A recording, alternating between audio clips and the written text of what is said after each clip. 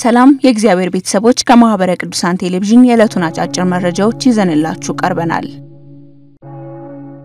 የዳውሮ ኮንታና የከምባታ ሐላባ ጠምባሮ ሀገረ ስብከት ሊቀ ጳጳስ ብፁዕ አቡነ ጢሞቴዎስ በዛሬው ዕለት ለ239 አገልጋዮች ስልጣነ ክህነት ሰጡ።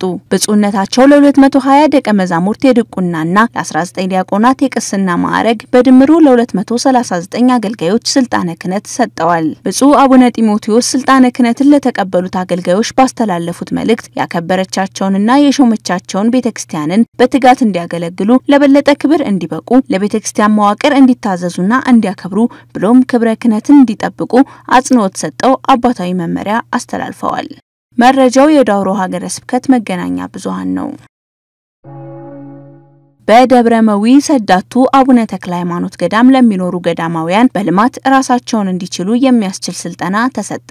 በመርሳ ሀብሩ ወረዳ ቤተ ክህነት ብቸኛ ሆኖ የሚገኘው የደብረመዊ ሰዳቱ አቡነ ተክለ ሃይማኖት ገዳም ለሚኖሩ ገዳማውያን በዛሬው ዕለት ስልጠና ተሰጥቷቸዋል። የወልዲያ ማዕከል ገዳማትና መንፈሳዊ ትምህርት ቤቶች ክፍል ኃላፊ ዲያቆን ማርየ ንጋቴ እንደገለጹት በመርሳ ሀብሩ ወረዳ ቤተ ክህነት ስር የሚገኘው የደብረመዊ ሰዳቱ አቡነ ተክለ ሃይማኖት ገዳም በወረዳው ብቸኛ ገዳም መሆኑን ጠቅሰው ገዳማውያኑ በልማት ራሳቸውን እንዲችሉ ሁለንተናዊ አቅማቸውን ማሳደግ የሚያስችል ስልጠና እንደተሰጠ ገልጸዋል። ስልጠናውን የወሰዱት ገዳማውያን በበኩላቸው በወረዳው ብቸኛው ገዳም ቢሆንም በሚፈለገው ልክ የማስተዋወቅ ስራ አልተሰራለትም። የዛሬው ስልጠና ግን ገዳሙን ጠንካራና ለሌሎች አርአያ የሆነ ገዳም ለማድረግ የሚያስችል ነው ብለዋል። በስልጠናው 19 ገዳማውያን የተሳተፉ ሲሆን ስርዓተ ገዳም፣ በልማት ራስን መቻል፣ የቤተክርስቲያን አስተዳደር፣ የአሃት አብያተ ክርስቲያናት ተሞክሮና ሌሎች የስልጠና ይዘቶች ተካተው ቀርበዋል። መረጃው በማህበረ ቅዱሳን የወልዲያ ማዕከል ሚዲያ አገልግሎት ዋና ክፍል ነው። የጎለ በህንሳ አቡነ ተክለ ሃይማኖት ገዳም ያለበትን ዘርፈ ብዙ ችግር ተረድተው ኦርቶዶክሳውያን እርዳታ እንዲያደርጉ ተጠየቀ።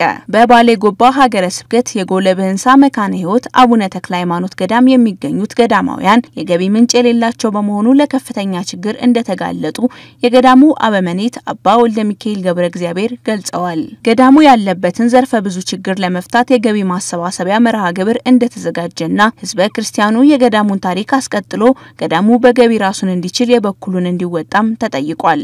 ተመልካቾቻችን የዚህን ዜና ዝርዝር ሐሳብ በአብዩ የዜና መርሃ ግብራችን የምንመለስበት ይሆናል።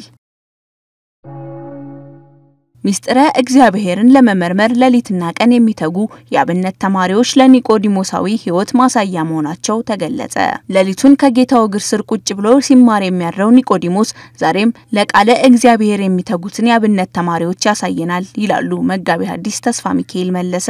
ኒቆዲሞስ ዳግመኛ የምንወለድበትን መንግስተ እግዚአብሔርን የምንወርስበትን ታላቅ ሚስጥር የተረዳ ጌታውን ከመስቀል አውርዶ በሽቶ ያከበረ ገንዞም የቀበረ ደቀ መዛሙርት እንደሆነም ተገልጿል።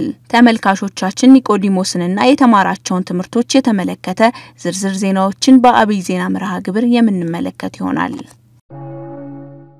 በማህበረ ቅዱሳን ሐዋሳ ማዕከል የቅዱሳት መካናትና መንፈሳዊ ትምህርት ቤቶች አገልግሎት ክፍል ዋና አዘጋጅነት ከሲዳማ ሀገረ ስብከት ከ8 ወረዳ ቤተ ክህነቶች ለተወጣጡ ከ40 በላይ የአብነት ተማሪዎች ስልጠና እየተሰጠ ይገኛል።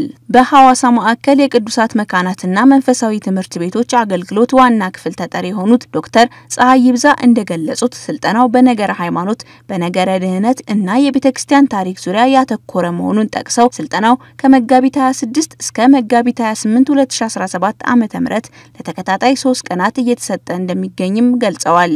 በአቡነ ጎርጎሪዮስ ትምህርት ቤት በመናኸሪያ ቅርንጫፍ እየተካሄደ በሚገኘው ስልጠና ላይ ሰልጣኞች ስለ ቤተክርስቲያን ሁለንተና እንዲረዱ ከማድረጉ ባሻገር ተተኪ ደቀ መዛሙርትን ማፍራት ላይ ያለመ መሆኑም ተገልጿል። መረጃው በማህበረ ቅዱሳን የሐዋሳ ማዕከል ሚዲያ አገልግሎት ዋና ክፍል ነው።